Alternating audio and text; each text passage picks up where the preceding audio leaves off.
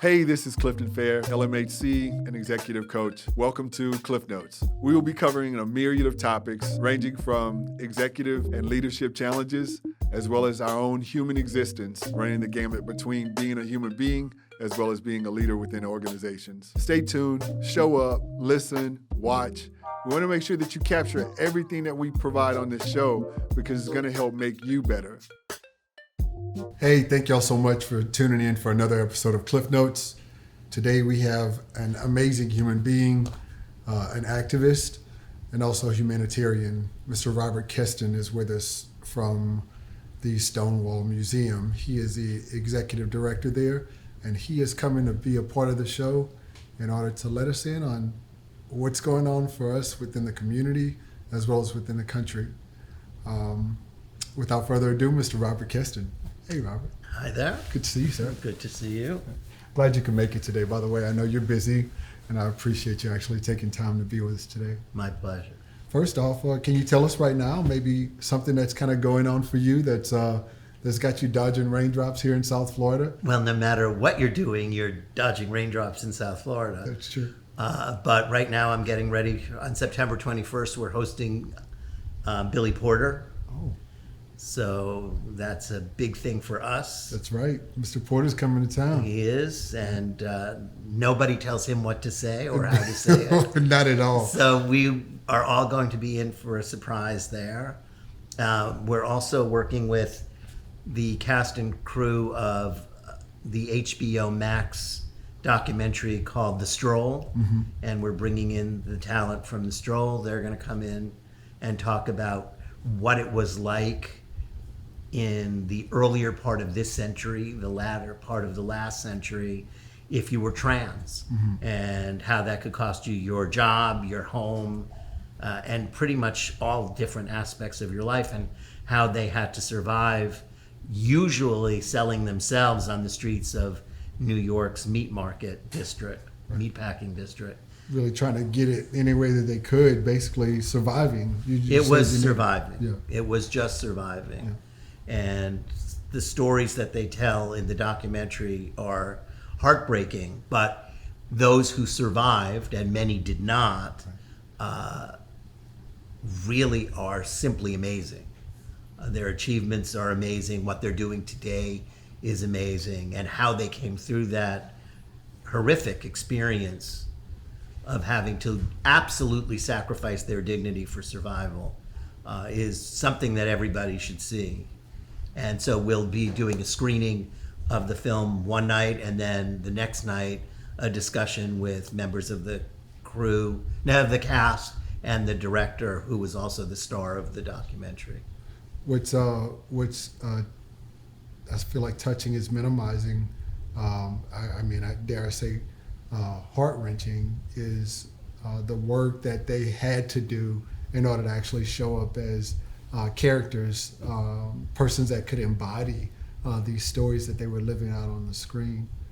So I'm sure that they actually have their own experience of this journey that they'll be able to share with you all. Oh, absolutely. And it corresponds with a new exhibit that we're doing. Trans women of color putting up information about themselves in their own words, about their lives, which will be the next exhibit that we have in the museum. Wow. And so that one I'm looking forward to as well, because many of them share some of those experiences, and many of those experiences are different. But being trans, being a woman of color, really makes for a difficult life. It's wild to watch the existence of some of these stigmas still exist, so much so that our current, brothers, sisters are going through some of the similar things that we thought we had overcome. We don't overcome. Okay. Sometimes we're very fortunate that we can ride the wave and stay above the fray. Right. But underneath, the hatreds, the animosity, the prejudices always exist, because we don't really deal with things. We treat symptoms in this country and in many places around the world. We really don't deal with root causes. And so therefore that stuff stays there, and it can be disengaged from the bedrock at any given time and float to the surface and show its ugly head. We thought that when Anita Bryant disappeared back in the 1970s, that those days were over, and yet the same language is being used today by people in political power, not just people selling orange juice. Where they're actively trying to erase or eradicate. Not actively trying, they are actively doing, right, because they're creating legislation, they're putting in just judges and justices that can enforce these new rules and laws that really hurt people, that really make people have to take a step backwards in order just to survive. And that's part of the danger, is what we do for survival is not necessarily morally ethical or responsible, but survival is such an innate part of who we are as animals that we do it regardless, even if we know that it's not the right thing to do. And that makes for greater mental illness, because you're pushing down what you know is right, even though you know that what you're doing is wrong. And that creates havoc with the brain and leads us to places where guns become our friends when they're not. We just spoke about was cognitive dissonance as it relates to Sigmund Freud's hydraulic theory, just pushing down on things internally, and then it disrupts not just a person's own psyche and emotional well-being, but it also changes the landscape for communities. Absolutely. That's why I believe your work that you're doing right now with Stonewall is so important, because you're not only capturing these stories of survivorship, right, but you're also capturing maybe even a message of hope that could be offered up to the generations that are coming behind the people who are living through this currently. I think that everything is about hope, ultimately, because, as I like to say, history is a river. Right. And as Martin Luther King would have said 60 years ago today, that it bends towards justice. Even if beavers build dams and stop the water from flowing temporarily, the force of that water is so strong that the dam will eventually get washed away, and we move again downstream towards justice. Therefore, if you look at the course of history, the course of that river, you see the vast improvements that have been made over time. It wasn't more than 160, 170 years ago there were slaves, and yet just a decade or so ago, we had a black president. Women are now, we have a woman vice president. We have women in the United States Senate and running Fortune 500 companies. 100 years ago, 105 years ago, whatever it was, they didn't have the right to vote. They couldn't own property in their own name. I mean, these are vast, vast improvements that people seem to forget what it was like before because we weren't necessarily alive. But those changes are going to continue. And I know that my kids' generation looks a lot differently at race and religion than my generation or your generation. And that's because for all these years, we've been pushed back against, and the laws have been changed where racism and prejudice have not been acceptable. And therefore, even if you were a racist, even if you were prejudiced, you didn't necessarily live it out loud. So your children or grandchildren grew up thinking that those things were not okay. And so they grew up with a very different view of those same things. The problem is now, people that are throwbacks are now expressing those positions and making other people aware that that's part of their survival, that they're being replaced, that they're losing their status and their stature in society. That, of course, is not really true, but they're convinced that it's true. And because the moral code has been so tarnished over the last 6 to 8 years, those expressions are coming back, and that will set us back in ways that few other things will. But the generation that's coming up is not going to be transformed by this blip on the historic scale. And so I think that we'll continue to move in the direction that promotes dignity and equality. Our biggest danger will be the environment and the mass migrations that will happen because so much of the earth will become uninhabitable. Yeah, I was asking, I wanted to ask you this question because I really feel like a lot of people are maybe losing some of that hope, dare I say. You spoke about like the hope of us being able to overcome the many atrocities that have gone on in history. But currently, it seems that society at large, and definitely the LGBTQIA plus community, is really maybe losing some of that hope because they're not able to kind of capture everything that you just said in your message. I don't know if that's true. Okay. I think that there are a lot of people that still have not only hope, Okay. but live in their bubbles. Okay. So because they live in their bubbles, they're not 100% sure of even what is going on. Mm-hmm. They may read it, they may hear it, but the world moves so fast and the cycles of news and information are so quick that for a lot of people it doesn't register for very long. Mm-hmm. They can still go out and have a good time. That hasn't stopped. Mm-hmm. They don't read anymore, so books being banned may not impact them directly. We no longer have the extensive journalism that we once had. We have presenters on TV that the prettier they are, the more likely they are to have those jobs, but they don't ask follow-up questions. They only present the questions that are provided to them by a producer. So we're not being bombarded with facts and information in the way we might have been at one time. Right. Even the best publications in a race to be first make many more mistakes than they might have a few decades ago. Wall Street Journal, New York Times, Washington Post. They are now trying to be faster, not necessarily more efficient. So there may be journalists there, but they're fewer and further between, and the cost of having a real newsroom is so much more difficult than it ever was before. That without that information, people can live in bubbles longer. Okay. And so therefore, I don't know how many people are fully losing hope. Yes, if you're the parent of a trans child, you're probably more frightened.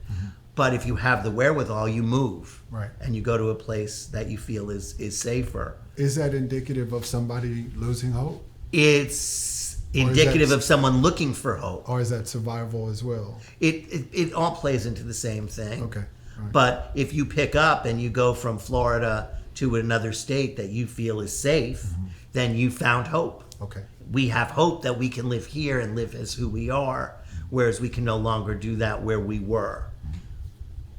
In this day and age, moving is not that difficult if you have any kind of resource. Right. And if you're making a decent wage, you can do that. So you can protect your family. And we protect our families from many things. We could protect our families from the weather, from the quality of the water or the air. So one thing is not necessarily a bigger issue than all the others. And there are no shortage of issues. As the executive director of Stonewall, I'm wondering how your agency, dare I say, the agency that you're leading, is able to use its own respective platform to try and push that message out, that message of hope. How are y'all able to maybe even work to, I can't say incubate because there's no protection from it, right? We're all living at the effect of what's happening currently. But what are you all doing to empower? How are you all actually working to support the community where it is? We remind people of where we were pre-1969 and Stonewall and where we are now, and the organizations that have sprung up that have some of the best and brightest minds anywhere working on legislation, working on lobbying, working in the courts, working in government, working out of government. We are not in a position to be easily pushed around. We are in a position to organize quickly and effectively. We're a community that can raise money. We're in a community that can raise excitement and interest in fighting back. I think that message alone is hopeful. I think that if you look at the heroes whose shoulders we stand on today, who went through much more difficult times, whether you start with Marsha P. Mason or Sylvia Rivera back in 1969, who were then considered transvestites, but today would be trans women of color, who organized and took care of children that were thrown out of their homes. Right.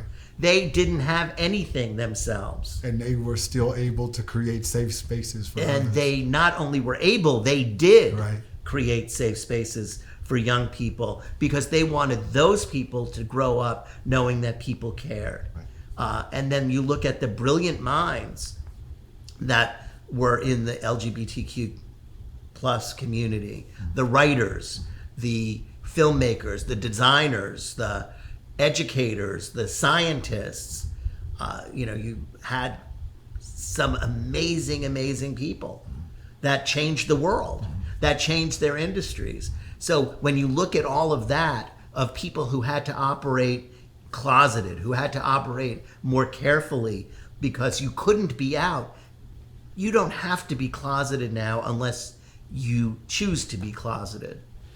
And that's a huge difference. So when we talk about hope, when we talk about potential, that's all there, and all you have to do is look around the corner to see it. There is a member of the United States Senate, an out lesbian. There are multiple people in the House of Representatives. There are governors of different states in the United States, from Massachusetts to Colorado, who are out. So it's hard to think that in any time going forward, people will be pushed back into the closet. People just have to not be afraid. Not being afraid is scary. Right. And people in leadership positions have a double responsibility not to be fearful. They're challenged. They're challenged by what's going on, to actually be people who actually step up and lean into their power to own what the space that they actually occupy. And they have to make everybody else understand that it's okay. Right. Currently at Stonewall, at Stonewall Museum, you all are actually capturing stories for the LGBTQIA community. Is that correct? Yes, we are doing oral histories, but we're also making people aware that every story needs to be told in and out of the community. When you say that, what does that mean for I'm happy to explain it. I personally look at history as a woven rug. Yep. And in that rug, there are many pieces of thread. Yeah. And each thread is someone else's story. And if you leave out a thread, you're no longer telling a complete history. Mm-hmm. So in order for us to solve the world's problems, for us to solve our community's problems, you have to have all those stories. Because any story untold is a mistake that has happened over the course of history that will keep coming back until that thread is heard and understood. So our obligation is to tell and collect and share as many of those stories as possible. Every story contributes to that fabric, to the strength and durability of that rug. And right now, that is our objective. So we are on a tear to try and have parity between men and women and people of color and different religions and different races and disabled and able-bodied people, because all of those stories will make a difference when we try to understand the history that has come before us, the history that we're living through now, and that's the only way we can inform positively the future. So knowing that we have such a large agency, if you will, actually contributing to sticking that microphone into everybody's face as best as possible to capture that message or capture their story. That for me feels good, because now I know that the person to my left, my right, as well as myself, has a duty, an opportunity to actually step up and be a participant in affecting change. Right, and the reality is, at least as far as I can see it, the most successful way to build a more civil society is to respect the dignity of every human being. And what can do that better than saying that their story is worthy? And if everybody's story is worthy and we can get other people to look at it that way, then we know that human dignity is being respected. And if that's the case, then people will start to share in the glory of their own society and their own community and think it is worth preserving, worth saving, worth sharing. And that's the whole fundamentals behind the Universal Declaration of Human Rights, which is human dignity. Human dignity must be respected. You just cut to the core of some work that takes me sometimes months as a therapist to actually help the client understand. We got to develop a stronger voice for you, right? So I really appreciate you saying that, Robert. Thank you. And I say that with a smile because I feel empowered. I feel challenged in order to actually not only step up and speak a little bit louder or into your microphone over at Stonewall Museum, but also encourage everyone around me within my immediate reach as far as the voice is concerned, to actually open up and share where their stories have led them and what they've overcome as well. Thank you for that, for all you're doing. It's what we do. Yeah. Currently you're also looking to do something with the universities around the country. You were speaking about, we got a chance to speak, and you spoke to me about actually trying to at least get in touch with 5 of the major universities out there. We are looking to partner with what we hope will be at least 5 universities, preferably in places where marginalized communities feel more marginalized, and set up on college campuses 5 standalone Stonewall museums, satellites, that will take traveling shows, that will help programming, that will be safe spaces for members of the community and their friends and families, so that they know that there's a place that they can go that will be welcoming, where their stories will be listened to and shared, and where they'll have an opportunity to introduce the greater community to this community, because that's ultimately what you need in order to make people comfortable. People become comfortable when they associate you with just another human being, right? Whether it's a neighbor, a relative, a friend. When you're accessible. Not only accessible, but they see the commonalities. Okay. When you see how much more alike we are than how different we are, you start to understand that if they want that, or if I want this, then they probably want it too. Everybody wants good food. Everybody wants clean air. Everybody wants water that you can drink, even out of the tap, without having to go through all the stuff that you have to go through, because the water out of the tap often isn't that good. Right. People who have children want their kids to have a good education. They may not know what a good education looks like, but they know that they want it. Right. Nobody wants somebody with mental illness. People want the tools that they need in order to deal with that. People would prefer if there wasn't homelessness. But we have to rip off the Band-Aids and get to the real solutions to those problems. And the only way we do that is if people recognize who we are together. And that's why I think that in some ways, as flawed a document as the U.S. Constitution is, it still starts with we the people to form a more perfect union. And I think that that really is exactly what people are looking for. How do we the people, not we the politicians, not we the judges, not we the affluent, not we the whatevers, but we the people come together to form a more perfect union? And that's part of the problem, is that we have forgotten that beginning of the Constitution and have paid a lot of attention to the stuff that followed it that was supposed to be designed to make that first part happen. And they don't remember the first part at all. Right. And so we spend more time protecting corporations and more time preserving the status quo. The part that really stuck out to me when you ran down the list of improved areas or challenges with stigmas, dare I say, we as a community, or we as a people, really do struggle with stigmatizing one another, right? And so now hearing about how the stories are being captured, I'm I'm trusting that that's opening some people's eyes, which could also translate into what that would look like for those safe spaces on the university campuses. Of course. Right. Because you start to realize that whether you're a couple of two men or a couple of two women or a couple of people that you can't tell what they are, that fundamentally they're just human beings. Just human beings. And human beings want what human beings want, what human beings need. How we get there might be a little bit different. As far as?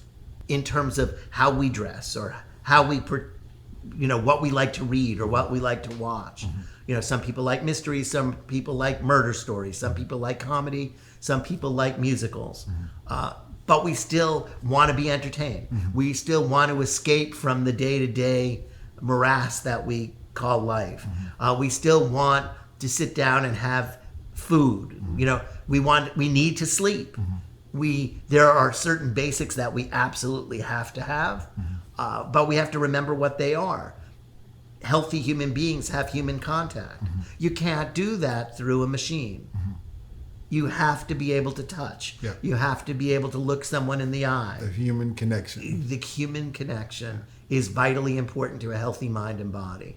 When you were coming up with the different models that people connect with, or how people connect with different models, whether it's yourself or somebody else who's gone through a similar situation, I look at how the universities would be key in bridging some of those gaps. But there's another community that I feel that kind of like whose voice we may not have been able to capture as much as far as marginalized communities are concerned, and that would be Black women. How are y'all approaching that? We have made a concerted effort to try and do that, understanding that some communities are much more difficult to reach than others. Why? Why is that difficult for reaching Black women? Because lesbians by themselves don't go out as much. They go to people's homes. Okay. There are no lesbian bars left. Okay. Or very, very few across the entire country. Forget about just here. Yeah. There are a few restaurants, but they're small. So we've been hosting women events. In fact, March we had at least one or two events for women every week. Okay. And then we've had 2 big music events for women, and we've had informational ones, and we've started to get women to come out, including Black women. And as they see that they are welcome in the space, as they see that the space is interested in them being there, more and more people come out. Okay. And that's how we're doing it, by actually putting our actions where our words are and saying, we need your stuff in the archives, because otherwise those stories don't get told. And if those stories don't get told, It's that missing thread. it's the missing thread, and people think you're invisible, Yeah. and you are not. Right. And you play an integral role in society moving forward. Where would we be without the Stacey Abrams? Where would we be without the Rosa Parks? Where would we be without the Coretta Scott Kings? We would be a lot poorer a nation, a lot poorer a people. And that's true for those who we do not know their names of, as well as those who we do.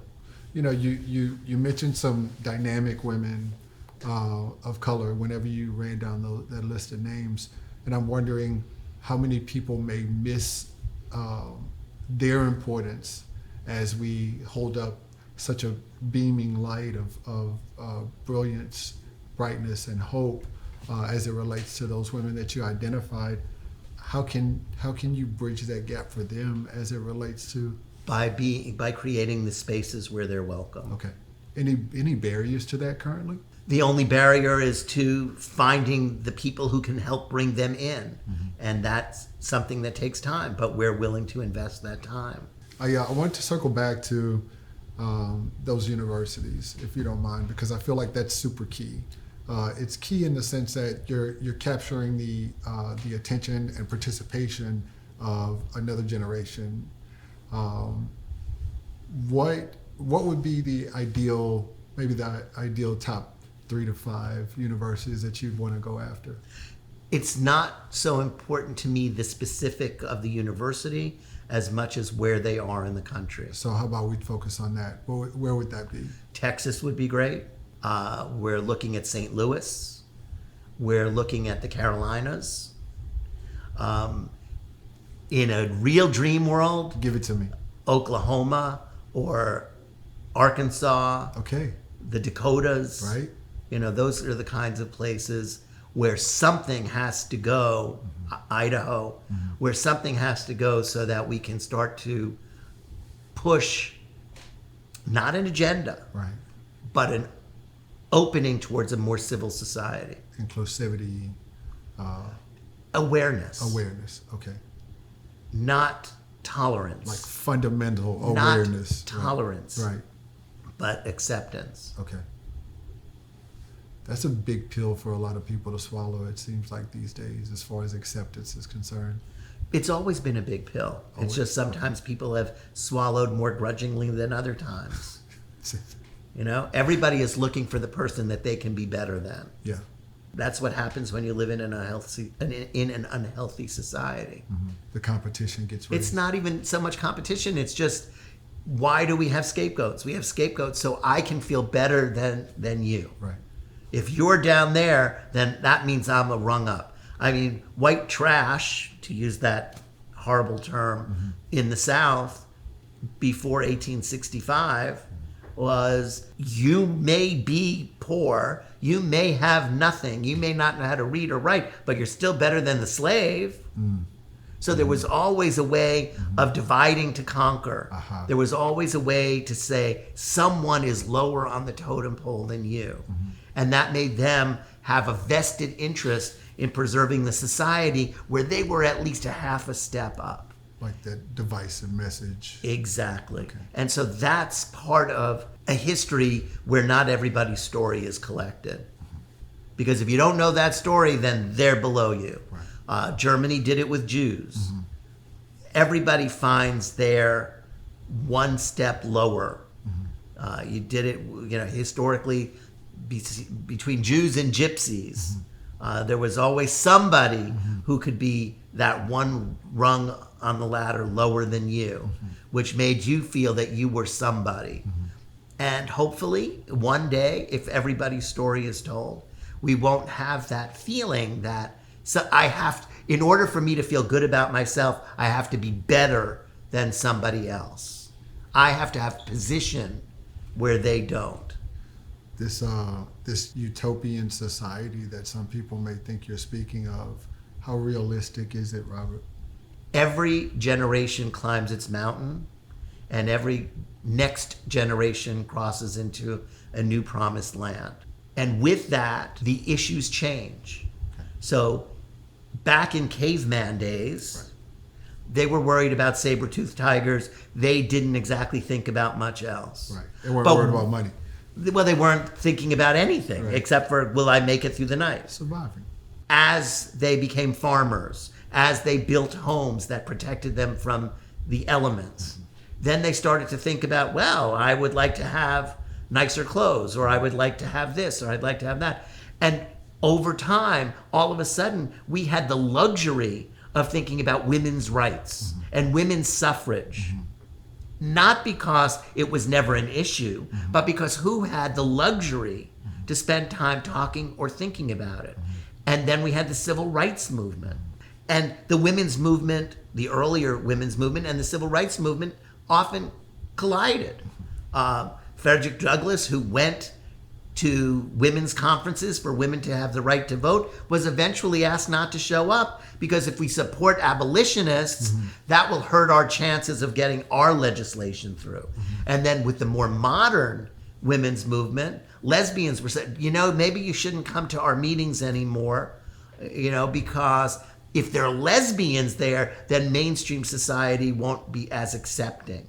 So there's always someone.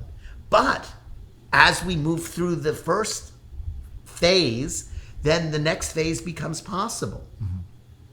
And so from the time Moses climbed a mountaintop and looked in and couldn't go into the promised land, to where Martin Luther King stood on a mountaintop and couldn't go into the promised land, to where we are today, look how different the world is. That river of progression. So, do we still think of society being nirvana based on that, from where we were then to where we are now? No, we don't. We accept it that this is the way we live, and in future generations they will accept it the way they live. So it's not a panacea, it's not perfection. It will always be improvable, but what we accept today as normal would never have been accepted 100 years ago, certainly not 200 years ago, certainly not 800 years ago, and yet here we are. Right. So of course it's going to get better, and of course we're going to see a world that to our ancestors will look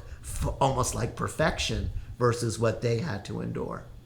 Yeah, you've given us, our viewers and our listeners, an opportunity to hear about ways that they can immediately get involved in kind of changing the trajectory currently of what's taking place for us as a community at large, right? Not just the LGBTQIA+, but all of us as human beings. If there were one last morsel, right, that you'd want to drop into that think tank or that thought process of someone that's listening and it's just like, where do I start? What would you say to them? The first thing is to start with yourself. I think that that's true with anything. If you get a copy of the Universal Declaration of Human Rights and read the 30 articles and find a way to live that life, follow that path, you're making a huge contribution. If you find a way to welcome others who are not like you or not perceptively like you into your family, into your community, into your life, you've made another huge step. If you're willing to tell the truth, even when it's difficult, if you're willing to be that person who stood up when others came for your neighbor, you have made a difference. If you're willing to say what's true even when it puts you on the spot, and stand up for your friends and relatives even when they're not there, and say, no, my uncle is gay, no, my cousin is black, no, my whatever, you are making a difference, because you're reminding people that the world is what the world really is, and not this faux world where everybody is just like you, and that everybody is good. Right. Robert, thank you. Thank you for the invitation. I mean, the work that you're doing as the executive director of Stonewall Museum, as well as just the work that you do, period, within the community, as a person who lives these principles and these ideas on a day-to-day basis. Tries. I see you showing up, sir, and we thank you for that. My hope is that we've given our viewers and listeners an opportunity to stand up as well and be a participant in these wonderful initiatives that Stonewall Museum is attempting to bring forth and actively doing a hell of a job at it. Once again, I want to say thank you to you. We've run out of time. Really appreciate you, Robert. Thank you. Thank you, sir.